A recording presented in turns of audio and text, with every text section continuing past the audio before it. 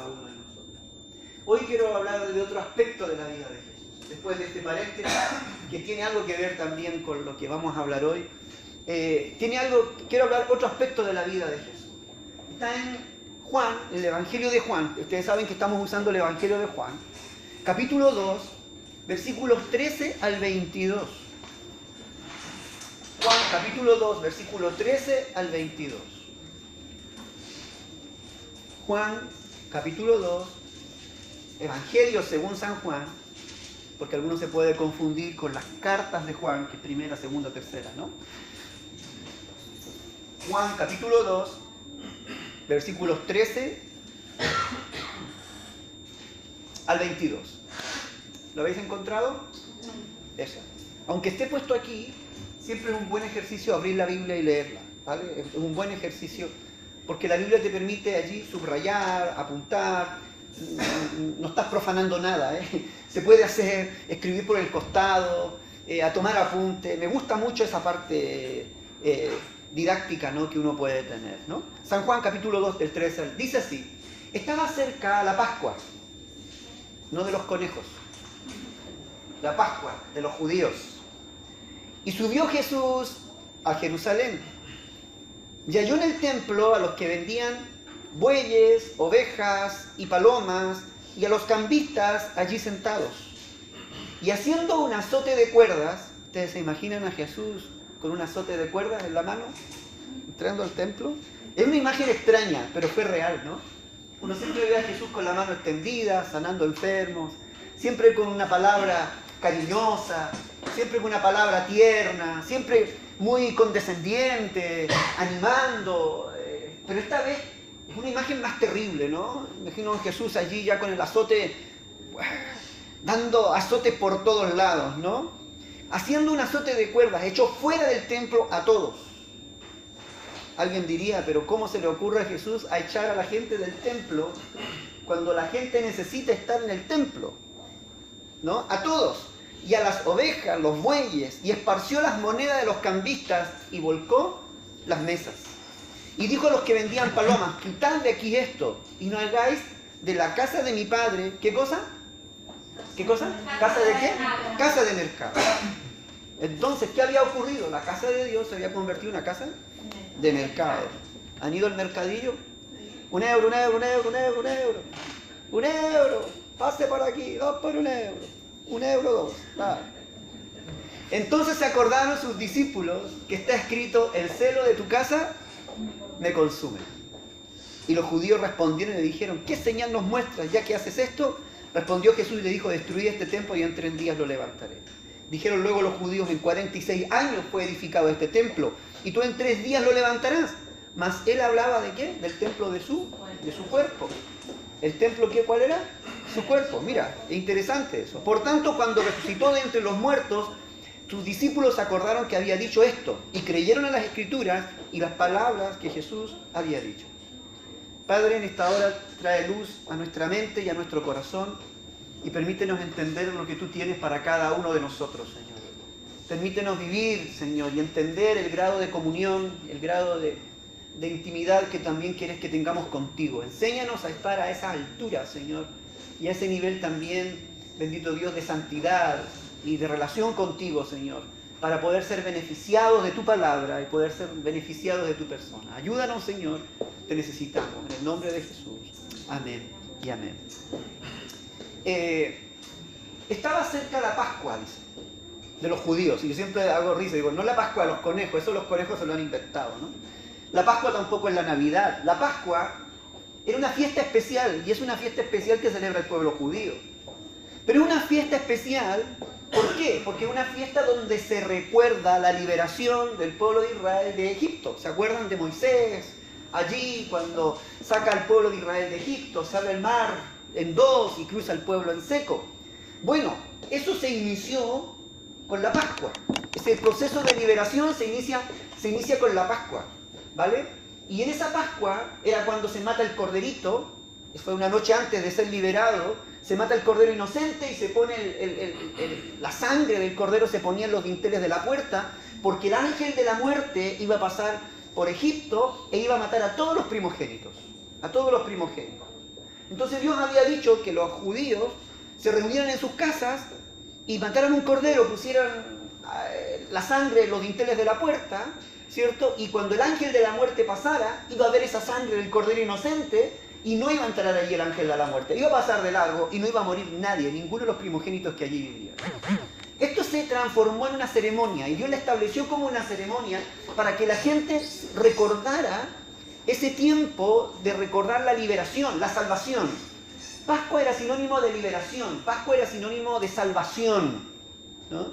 Y Dios no quería que ellos se olvidaran. Entonces en esta Pascua, la Pascua era un tiempo importante, sigue siendo hasta el día de hoy una fecha importante para el pueblo. Y todo el mundo, de diferentes lugares del mundo, de diferentes naciones, cuando llegaba el día de la Pascua, venían de diferentes lugares y venían al templo. Y venían allí al templo para tener un tiempo de encuentro con Dios. De encuentro con Dios. Para tener un tiempo de intimidad con Dios. Para tener palabras de agradecimiento a Dios por lo que Dios había hecho.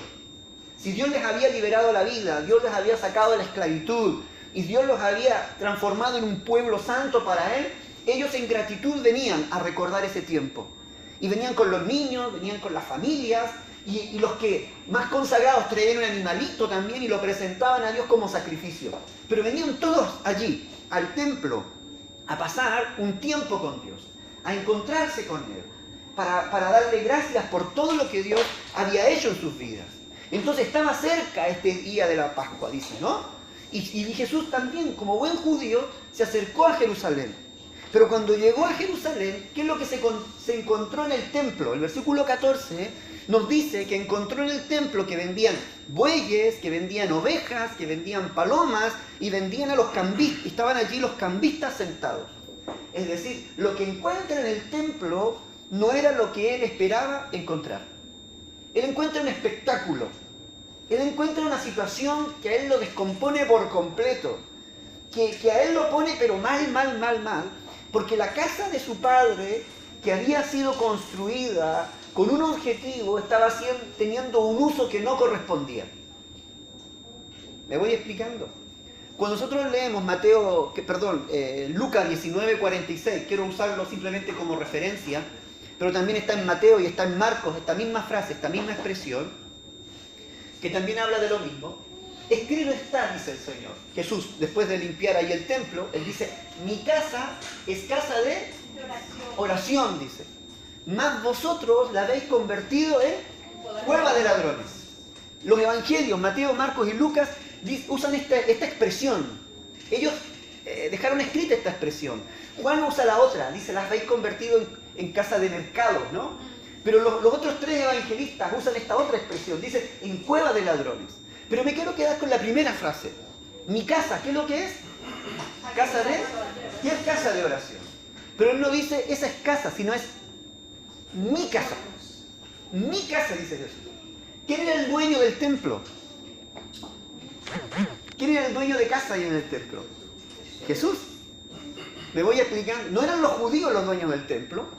No eran las personas los dueños del templo, no eran los cambistas los dueños del templo, no eran los que vendían animales los dueños del templo, ni siquiera eran los sacerdotes los dueños del templo.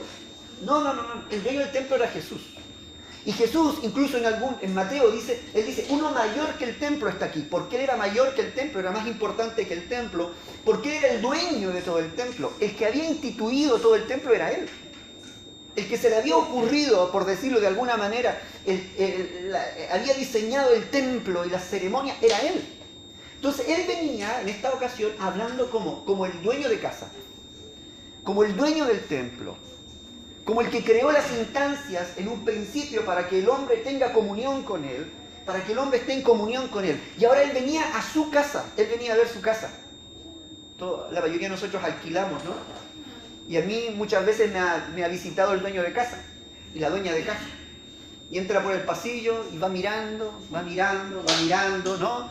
Yo digo, ¿qué va a haber aquí? Digo yo, no, muy bien, muchas gracias, me dice, por cuidar mi casa. De nada, le digo yo. Intentamos tenerla, entre todos trabajamos, hasta el perro trabaja para que la casa se mantenga bien, ¿no? Porque bastaría ya no que llegara el dueño de casa y pidiera allí, ¡guau! Y muchas veces pasa eso. Se van los inquilinos, llega el dueño de casa y dice, madre mía, ¿a quién metí en esta casa? Se toma la cabeza, ¿no? Claro, cuando algo no es tuyo, tú haces lo que quieres con eso. Cuando algo no es tuyo, se tiende a no cuidar lo que no es tuyo. Pero lo que es tuyo, tú lo cuidas, tú lo guardas, tú lo conservas.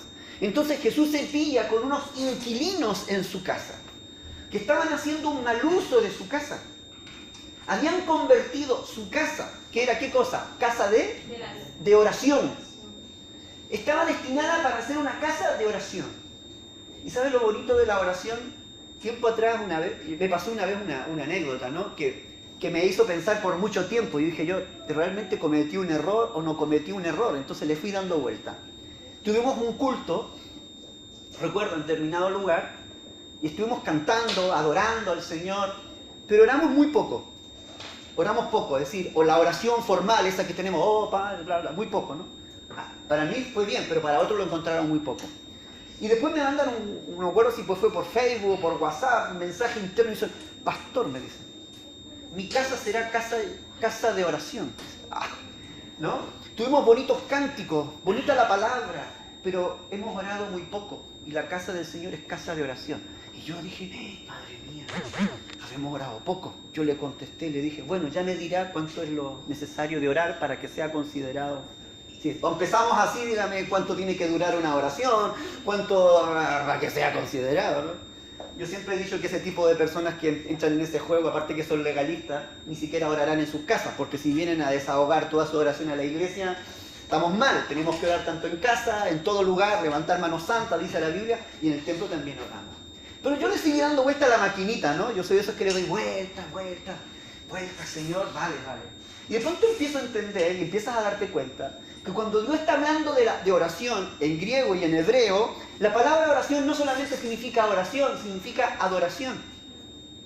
Es decir, la casa del Señor también era una casa de adoración. Es decir, yo vengo a orar, pero ¿con qué fin? Con el fin de adorar, con el fin de comunicarme con Dios, con el fin de estar en comunión con Dios.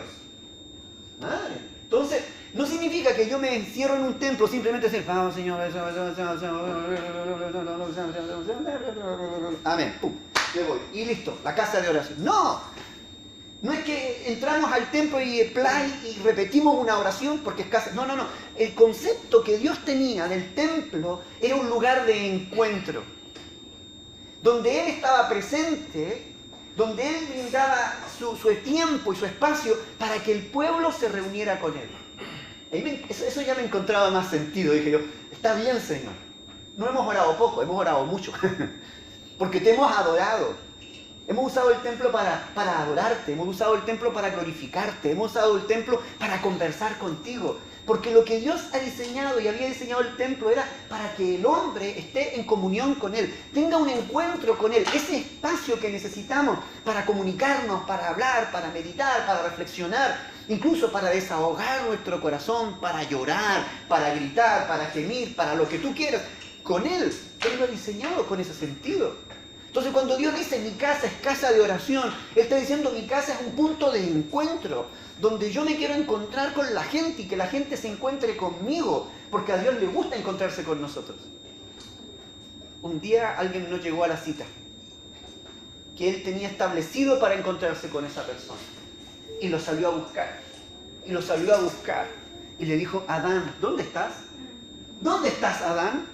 No llegaste a la cita. ¿Dónde te has encontrado? Si a Dios no le gustara encontrarse con nosotros, Él hubiese pasado de Adán y pasaría de nosotros y no crearía instancias de encuentro con nosotros. ¿Es así? Pero cuando no llegamos a la cita, porque Él siempre llega a la cita, Él sale a buscarnos y dice, ¿dónde se ha metido? ¿Dónde se metió este Henry si hoy día teníamos una cita? ¿Dónde se metió Anita si hoy día teníamos una cita? ¿Dónde se metió Vanessa si hoy día teníamos una cita? ¿Dónde está? Y por allá estaba Vanessa, hablando con Dios.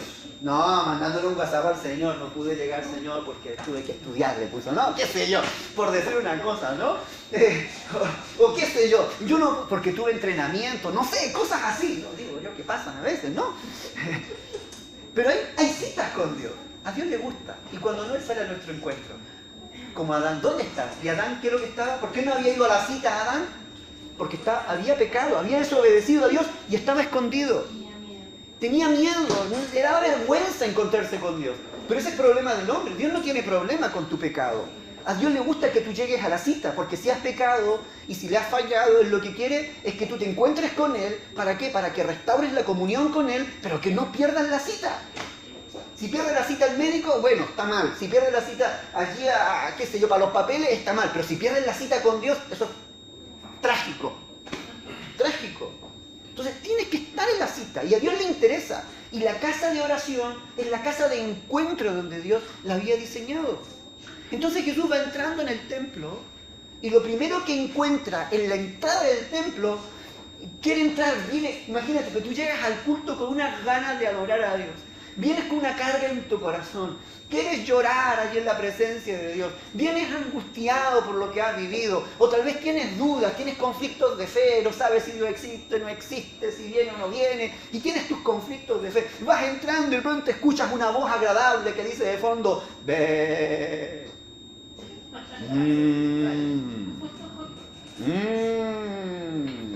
Que no me has dado las vueltas, te di 10 denarios y tú no me has dado las vueltas. Un caos, una casa de mercado, a €1, por allá, 2 palomas por 2 euros, 3 palomas por medio euro, qué sé yo. Pero si yo vengo a adorar a Dios, ¿y qué estoy escuchando? ¿Me van siguiendo? Llega Jesús al templo y pilla ese escándalo y se encuentra con esa situación. En el atrio allí, en la entrada en el patio, Jesús eso lo pone pero malísimo. Jesús había diseñado el templo y toda parte del templo para que la gente tuviese un encuentro, pudiese quietamente, en tranquilidad, adorarle, conversar con Él, tener una cita con Él, y la gente lo había convertido en cueva de ladrones. Más encima en cueva de ladrones. ¿Por qué? Porque los sinvergüenzas vendían a precios exuberantes, estratosféricos vendían los animales. Los cambios, las monedas de cambio, cambiaban los dineros porque venía gente de otros países, también cobraban unos impuestos sobre impuestos, asaltaban a los pobres peregrinos que venían, literalmente los asaltaban. Entonces todo esto a Jesús lo puso mal. Lejos que el templo fuera un lugar de encuentro y de bendición, la gente había transformado la casa del Señor en cueva de ladrones, en casa de mercado, dice Juan. En cueva de ladrones y en casa de mercado. Jesús intervino. Jesús, cuando hablamos de cueva de ladrones y casa de mercado, ¿qué es lo que ocurre en el mercado? Lo que ocurre en un mercado es que hay un intercambio de intereses. La casa de Dios se había transformado en un intercambio de intereses, donde yo doy algo para recibir esto otro. Y saben, nosotros muchas veces también nos pasa lo mismo. Tal vez nosotros no estamos cambiando animales ni estamos cambiando monedas, pero muchas veces pensamos que la casa de Dios es como una casa de mercado, donde nuestros intereses humanos pueden ser intercambiados con Dios, también por cosas nuestras, y venimos nosotros a satisfacer por interés nuestras propias necesidades. Y ponemos en segundo plano los intereses que Dios tiene. No sé si me logro entender. Están los intereses de Dios, están los motivos de Dios. Dios nos cita, Dios tiene una cita con nosotros para encontrarnos. Y Dios viene ilusionado, ¿no? Porque Él tiene cosas que decirnos, cosas que compartir, sueños que compartir con nosotros. Yo veo así a Dios, ¿no? Que cuando Dios nos cita, no solamente es para escucharnos, Señor, dame esto, Señor, dame esto otro. Dios está con todo, vale. Pero ¿te puedo yo decir lo que quiero para tu vida? Tú me estás diciendo que quieres trabajo, tú me estás diciendo que quieres que te vaya bien en los estudios, tú me estás diciendo que quieres... Vale, está bien lo que tú quieres, tus intereses están bien, pero ¿te gustaría saber lo que a mí me interesa de tu vida? Lo que yo quiero para tu vida. ¿Cuáles son mis planes, mis proyectos? Porque el que está citando soy yo. Yo estoy concertando esta cita para estar contigo. Pero ellos habían convertido la casa de Dios en ese intercambio de intereses, pero intereses humanos, donde los intereses de Dios y lo que a Dios le importaba, al dueño de casa le importaba, habían quedado en segundo plano. ¿Sabes? Cuando yo me acerco al Señor, una de las cosas que primero le digo, Señor, ¿qué es lo que tú quieres? Luego ya le digo lo que yo quiero. Pero lo primero es, ¿qué es lo que tú esperas? ¿Qué es lo que tú anhelas? ¿Qué es lo que tú deseas? Dios, ¿cuáles son tus intereses? Muchos de ellos venían por intereses humanos, simplemente a cumplir con un ritual. Llegó la Pascua, ¡wow! Hay que ir a Jerusalén, vamos a Jerusalén. Vamos a llevar allí un corderito. Ni siquiera lo vamos a llevar. Recuerde que la ley decía que el corderito era un cordero por familia o un animal por familia, dependiendo la situación económica. Y que ese animalito tenían que apartarlo dentro de lo que ellos tenían en casa, o tenían que criarlo de pequeño y tenían que llevarlo luego al templo. Algunos ni siquiera tenían hacían ese esfuerzo, ¿no?, de poder presentarle algo a Dios, algo que realmente les representara a ellos. Y ellos decían, nada, no pasa nada, no llevemos nada de aquí de casa, compremos un souvenir allí en el templo, allí venden otros animales y lo ofrecemos a Dios. Como si fuera un simple trámite, como si fuera una simple cuestión de tramitar, una simple tradición por cumplir. Así llegaba esa gente al templo, a la cita que tenían con Dios, al encuentro que tenían con Él. Otros venían porque se sabían que si no aparecían por allí, por la cita, este encuentro con Dios en la Pascua, y no ofrecían a Dios el sacrificio, iban a estar desprotegidos. Y la bendición de Dios no iba a estar sobre sus vidas.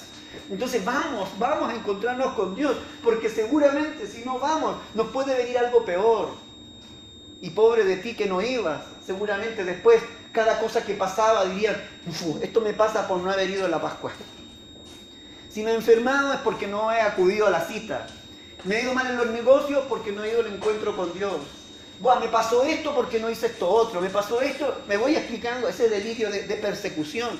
Entonces, para buscar protección, seguramente muchos llegaban ahí al templo con el animalito y lo compraban y lo ofrecían. Ya, Señor, hemos terminado. Ahora tú haz tu parte. Protégeme, cuídame, líbrame, ¿no? Líbrame de todo peligro.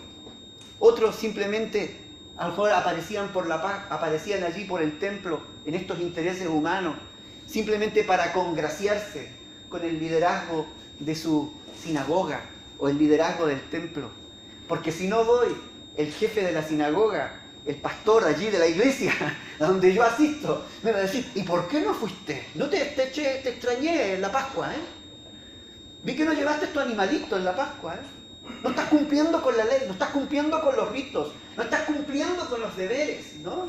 Y muchos de ellos seguramente lo hacían para ser vistos. Y más encima, si estaban postulando a algún cargo dentro de la sinagoga o del templo, les convenía cumplir con toda ley y con toda verdad. Es decir, habían intereses humanos de por medio. Simplemente humanos de por medio. Y todo eso que se veía, esa cueva de ladrón y esa casa de mercado, era porque lo humano, los intereses humanos y habían tomado lugar y habían tomado prioridad por sobre los intereses divinos. Dios no creó el templo para que los intereses humanos se desarrollen, para que los intereses humanos se satisfagan. Déjame decirte algo.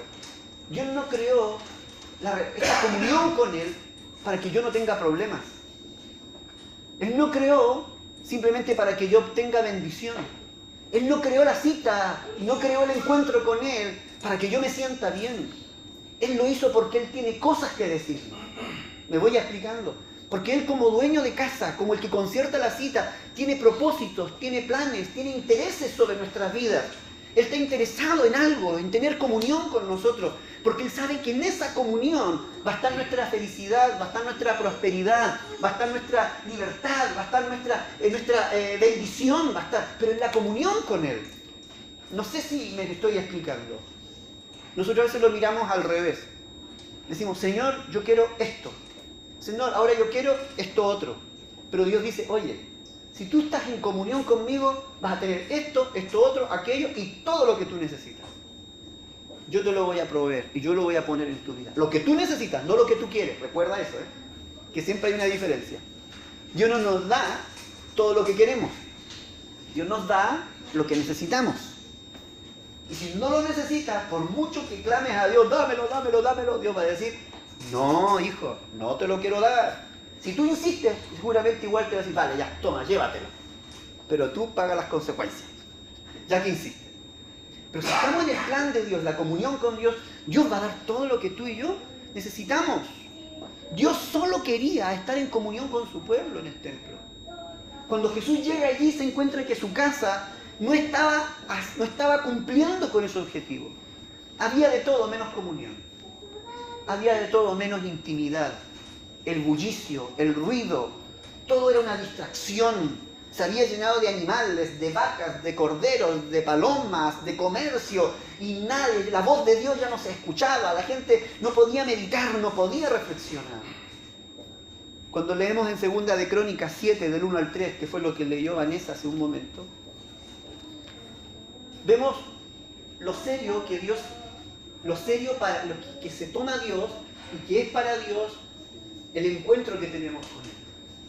Dice que cuando Salomón ofreció los sacrificios, acabó de orar, algo cayó del cielo, descendió fuego de los cielos y consumió los holocaustos y las víctimas. A mí me encanta esa imagen, no simplemente porque sea sobrenatural, porque es sobrenatural.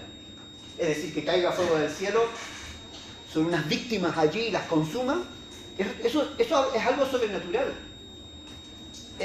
Pero nos habla de que Dios había aprobado lo que se estaba haciendo allí en el templo. Se había seguido al pie de la letra lo que se estaba haciendo y había un corazón allí rendido haciéndolo de buena manera, ¿no? Pero lo que viene es lo siguiente, dice. Y la gloria de Jehová, ¿qué cosa? Llenó la casa. Llenó la casa. Es decir, el templo estaba diseñado para que en este encuentro, cuando el hombre llegase allí a la casa del Señor, se encontrara ¿con qué? ¿Con qué? ¿Con la gloria? Con la gloria de Dios. El templo estaba diseñado, todo estaba diseñado. Decía, Dios, lo que yo quiero es que cuando venga el niño, cuando venga el joven, cuando venga el anciano, venga el adulto, y venga a encontrarse conmigo en esta cita, se encuentren con la gloria de Dios. Nada menos, la gloria de Dios. La gloria de Dios. Ahora, cuando Jesús llegaba ahí al templo, lo que menos había era gloria. Había olor a asado, porque habían sacrificios. Había olor a barbacoa. Había olor a todo en el templo, porque donde hay animales hay olor a todo. Hay una mezcla de aroma allí. Pero lo que menos había era gloria de Dios. Ahora la pregunta es, ¿por qué no había gloria? ¿Por qué no había gloria? ¿Por qué crees tú que no había gloria? ¿Porque no tenían comunión? Habían dado prioridad a otras cosas antes que a Dios. Habían dado a otras cosas en vez de Dios. ¿Bien? Malaquías capítulo 1, versículos 7 y 8. Malaquías capítulo 1, versículos 7 y 8.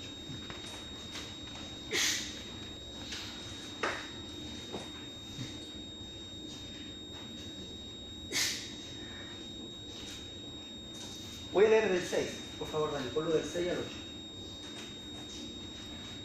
El hijo honra al padre y el siervo a su señor. Si pues yo soy padre, ¿dónde está mi honra? Dice. Es decir, el pueblo le decía, papá, ya, pero tú no me estás honrando como papá, decía el Señor, ¿no? Y si soy señor, bueno, porque muchos, tú eres el Señor, le decían a Dios, ¿no? ¿Dónde está mi temor? Es decir, no me honráis y tampoco tenéis temor, no me respetáis para nada. Ni lo uno ni lo otro. Entonces me decís padre, pues está de más. Y me decís señor, de más. Está gastando saliva. ¿Por qué no me honráis y no tenéis temor? Dice Jehová de los ejércitos. Oh sacerdotes, que menospreciáis mi nombre. Menospreciáis mi nombre. Y decís, ¿en qué hemos menospreciado tu nombre? Tiempo atrás hablamos de esto, ¿no? En que ofrecéis sobre el altar. ¿Qué cosa? Pan inmundo. Y dijiste, ¿en qué te hemos deshonrado? En que pensáis que la mesa del Señor es despreciable. Y cuando ofrecéis, mire, el animal. ¿Qué tipo de animal? Ciego para el sacrificio. ¿No es malo? Es decir, estaban ofreciendo, ¿no?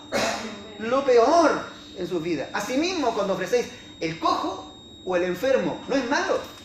E intenta presentárselo a tu príncipe o al rey, a alguien importante, a ver si se agrada de ti, a ver o le será acepto, dice Jehová de los ejércitos. Eso tú no lo haces con los hombres, pero me lo estáis presentando a mí, dice el Señor. Entonces luego nos preguntamos, ¿y por qué no está la gloria? ¿Por qué esa gloria desaparece? Esa gloria de Salomón, cuando Dios inaugura el templo, viene allí y se establece y dice, bueno, en esta cita yo quiero que ustedes se encuentren con mi gloria, se encuentren con mi presencia. El problema no está en que Dios no tenga gloria, no está el problema en que Dios no tenga presencia, no está en que Dios no nos ame, no está en que Dios no tenga poder, no está el problema en Dios, está en que el hombre no ha sabido acercarse a Dios y no ha puesto a Dios en el lugar que le corresponde. La casa de Dios se había convertido en una cueva de ladrones y Dios no puede habitar donde hay ladrones. Dios no puede habitar donde hay un lugar que se está ocupando para lo que no corresponde, para el fin con el cual no fue creado. Él no está en un lugar donde no se le honra, donde no se le considera. Mucha gente dice, no, es que Dios se olvidó de mí. Sí, Dios no se olvidó de ti, fuiste tú el que te olvidaste de Dios y lo menospreciaste, le diste vuelta a la espalda. Por eso es que Él tuvo que cerrar sus labios, dar vuelta en la espalda y mirar hacia otro lado. Pero no es Dios el que se olvida del hombre. ¿Me voy explicando? Siempre culpamos a Dios, decimos, Dios se aleja, Dios me ha ignorado, Dios nos ha abandonado, no está su gloria. Y mientras tanto los vacas, los cerdos, los animales están ahí gritando. Claro, hemos llenado todo lo que es de Dios, lo hemos llenado con cosas que no le corresponden, que a Dios le desagrada. Somos nosotros los que hemos despreciado a Dios, no le hemos honrado muchas veces. Por eso es que su gloria, lejos de habitar, tiene que alejar, tiene que quitarla, tiene que desaparecer de allí. Y por eso que cuando viene Jesús ya nos ve un templo con gloria. Siglos atrás que ya la gloria de Dios se había ido de ese templo. ¿Se acuerdan cuando Jesús murió? ¿Se acuerdan? ¿Qué ocurrió en el templo cuando Jesús murió? El velo se rasgó de arriba, como que Dios hizo así, ¿no? Un velo gordo, gordo, se rasgó como si nada, como si fuese una hoja de papel, de arriba a abajo. Siempre se ha interpretado y siempre dicen, no, es que Dios lo que hizo así fue abrir el lugar santísimo. ¿Sabe? Para mí eso es más que el lugar santísimo, eso está bien, ¿vale? Muy bien, eso lo hizo Cristo. Pero para mí es que la gloria de Dios definitivamente se fue del templo, desapareció de allí. Dios dijo, yo no aguanto más de vivir en este lugar, más encima matan a mi hijo, olvídense, me voy de este templo, se acabó, desaparezco de aquí. Y por eso es que el templo, luego, 70 años después, fue destruido. Entró Ciro con su ejército, entró al templo y lo destruyeron por completo. No se encontraron a nadie. No había nada allí de sagrado. Si Dios hubiese estado presente, ni Tito hubiese podido entrar. Ningún ejército hubiese podido entrar. Pero como la gloria de Dios se había ido, ese templo quedó desprotegido. Carecía de sentido, carecía de valor y vino a ser destruido. Es decir, la gloria de Dios estaba disponible y está dispuesta siempre para nuestras vidas. Pero lo que hace Dios es esto, dice, si tú me honras, yo te honro. Si tú me miras a mí, yo te miro. Si tú me das lo mejor, yo voy a estar allí presente. Si tú me das tu corazón y y soy yo lo primero en tu vida, vas a contar siempre con mi apoyo, vas a contar siempre con mi presencia sobre tu vida. Pero si tú me desprecias, yo te doy vuelta a la espalda. Pero si tú no miras mi rostro y no escuchas mis palabras, yo dejo de hablarte, yo callo, yo enmudezco, mi mano se aparta de ti y mi cobertura y mi protección también se aparta de ti. Y se va y se aleja la gloria del Señor. En el templo no se podía tener comunión, no se podía tener atención a lo que Dios tenía. Juan 2:17 dice que los discípulos se acordaron de una frase muy hermosa cuando Jesús cogió este azote. Y dice, entonces se acordaron los discípulos que está escrito, el celo de tu casa me consume. ¿Hay aquí una palabra que a ustedes les parezca como repetitiva o que les llame la atención? ¿Qué cosa? El celo. El celo de tu casa. ¿Qué cosa? Cuando ven a Jesús reaccionando de esa manera, ven a Jesús dando vuelta a los cambistas, sacándolos de allí, de ese lugar, echando afuera a la gente de su casa, los discípulos se acordaron de ese texto bíblico que está en el Salmo 69, ¿no? Está allí. Y que el celo de tu casa me consume. Y vieron a Jesús movido, ¿por qué? Por celo. Uno dice, no, Jesús se airó, se enojó. Jesús no estaba airado porque sí. Era una muestra de celo por las cosas de Dios. Era una muestra de celo por la comunión que Él quería que hubiese entre el hombre y Dios. Dios está celoso de ciertas cosas, ¿no? Él quiere que haya una exclusividad. Él creó el templo, Él diseñó algo hermoso para ser ocupado con una sola función y la gente lo estaba ocupando en otras funciones. Entonces el celo movió a Jesús para hacer esto. Ahora, esto es bonito.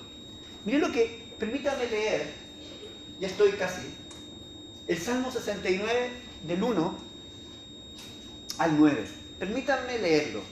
Y por favor pongan atención en lo que dice este Salmo, de donde los discípulos se acordaron ¿Cómo lo relacionaron? Ponga atención qué es lo que viene leyendo. Yo cuando lo leí decía, a ver, muy interesante. Dice, sálvame, oh Dios. Aquí está hablando David. ¿Vale? David fue el que usó estas frases. El celo de tu casa me consume. El celo de tu casa me consume. Sálvame, oh Dios, porque las aguas han entrado hasta el alma. Estoy hundido en cieno profundo donde no puedo hacer pie.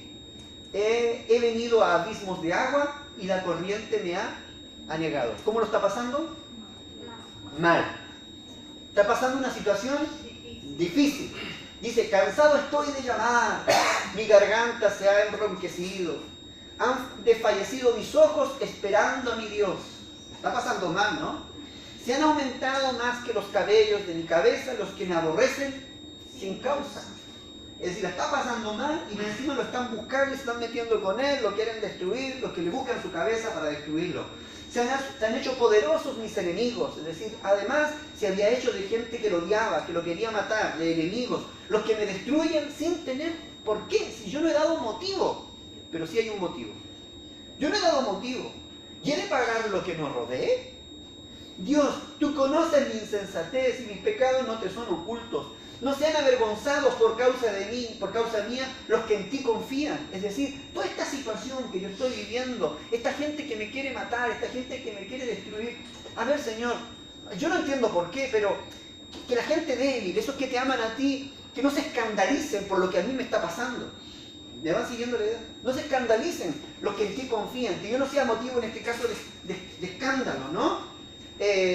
Los que en ti confían, oh Jehová de los ejércitos, no sean confundidos por mí los que te buscan, oh Dios, porque por amor de ti he sufrido, ¿qué cosa? Ah, vale. ¿A causa de qué era la afrenta? Porque él amaba. Él estaba haciendo cosas por amor a Dios que ofendían y que incomodaban a los demás. Que a los demás no les gustaba. Y muchos de ellos que eran sus amigos se estaban convirtiendo en enemigos. Ah, mira, y sigamos añadiendo. Porque por amor de ti he sufrido afrenta. Confusión ha cubierto mi rostro. Extraño he sido para mis hermanos. Y desconocido para los hijos de mi madre, es decir, sus propios hermanos sanguíneos, ¿no? Porque me consumió, ¿qué cosa? El celo de tu casa. ¿No? El celo de tu casa. Y los denuestos de los que vituperaban cayeron sobre mí. ¿Qué es lo que había causado confusión? ¿Qué es lo que estaba causando incomodidad? Incluso a los de su propia familia, era el celo que él tenía por las cosas de Dios. En otras palabras, el celo de tu casa está diciendo las cosas de Dios para él eran algo celoso, era algo sagrado. Y por motivo de obedecer a Dios antes que los hombres, por motivo de agradar a Dios y hacer las cosas bien antes que a los demás y caerle bien a los demás y tener el apoyo, a él no le importaba. Si yo te voy a decir, ese motivo le había llevado a que mucha gente lo aborreciera y lo persiguiera. Sí. ¿Sabe? Cuando hablamos que el celo de tu casa me consume, lo que están viendo los discípulos es que Jesús era un hombre celoso por las cosas de Dios. Él no venía a ganarse el amor de la gente, el interés de la gente de esta manera. Él no quería congraciarse con las demás personas. Él venía a demostrar que él realmente lo que tenía valor. Él como dueño de casa decía, la comunión con Dios es lo primero. El ambiente que yo, la casa de mi padre es lo primero. La casa de mi padre no es cueva de ladrones. Lo que a Dios le pertenece es de Dios. Y tratémoslo como algo sagrado. Tratémoslo con celo. Vivámoslo con celo. Una de las cosas que yo veo muchas veces en nuestra vida es la falta de celo por las cosas de Dios. Todo esto que Jesús hace, Él como dueño de casa, Él como primero, en lo que quiere mostrar y de manifestar y enseñarnos, es el celo que debemos de tener por las cosas que a Él le pertenecen. El celo por las cosas que a Él le pertenecen. Y todo lo que es de Dios, que sea siempre lo primero. Nosotros tomamos la vida muchas veces con mucha liviandad. Hablábamos hace un momento de los intereses humanos. Nos acercamos a Dios por intereses humanos. Hacemos las cosas por intereses humanos. Y giramos en torno a este mundo tan humanista donde ojalá yo esté bien, pero nos olvidamos del que tiene que estar agradado es a Dios. ¿Han escuchado ese texto que dice, el gozo del Señor es mi fortaleza? ¿Ah? ¿Cómo lo interpretas tú? El gozo del Señor es mi fortaleza. Algunos dicen, no, es que cuando yo tengo en mi corazón el gozo del Señor, yo me siento fortalecido. Déjame decir que para mí esa no es la intención. Es cuando Dios está alegre, es cuando yo estoy fortalecido. Es cuando Dios está alegre, es cuando mi vida es fortalecida, mi vida es animada. Es cuando yo alegro el corazón de Dios. Es cuando Dios está agradado. Como decía el salmista, y me encanta, los dichos de mi boca y la meditación de mi corazón sean gratos delante de ti, Señor. Es decir, cuando Dios está agradado, lo demás va sobre ruedas, nuestra vida va sobre ruedas, porque Dios se encarga de ir cubriendo, ir llenando cada una de nuestras necesidades. Santiago 4 y 5, con eso ya voy cerrando.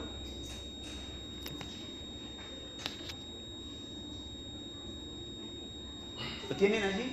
Oh almas adúlteras, mira lo que dice. ¿No sabéis que la amistad del mundo es enemistad contra Dios? ¡Wow! Convertir la casa de Dios en cueva del mercado, de ladrones, es peligroso. Cualquiera pues que quiere ser amigo del mundo se constituye en enemigo de Dios. ¿O pensáis, y a mí me gusta esta pregunta, ¿no? ¿O pensáis que la Escritura dice en vano, el Espíritu que Él ha hecho morar en nosotros nos anhela celosamente? Nos anhela celosamente. Nos anhela celosamente. ¿O pensáis que dice en vano? Que Dios lo dice porque sí. Como no tenía nada más que decir, no tenía nada más que escribir. Pero llega y dice, bueno, los anhelo celosamente. No, ¿sabes qué? Dios te anhela celosamente. Si hay algo importante para Dios, eres tú. Si hay algo que para Dios es una prioridad, es la cita que tiene contigo. Los puntos de encuentro que tiene contigo. Los momentos que Él sabe que están destinados para estar con Él, para acercarte a Él. Tus Pascuas son importantes para Él. Los lugares que tú has destinado, eso es para Dios importante. Podrá ocurrir un montón de cosas en el cielo, pero dice, no, yo tengo una cita con Daniel y voy a llegar a ella. Porque Él te anhela celosamente.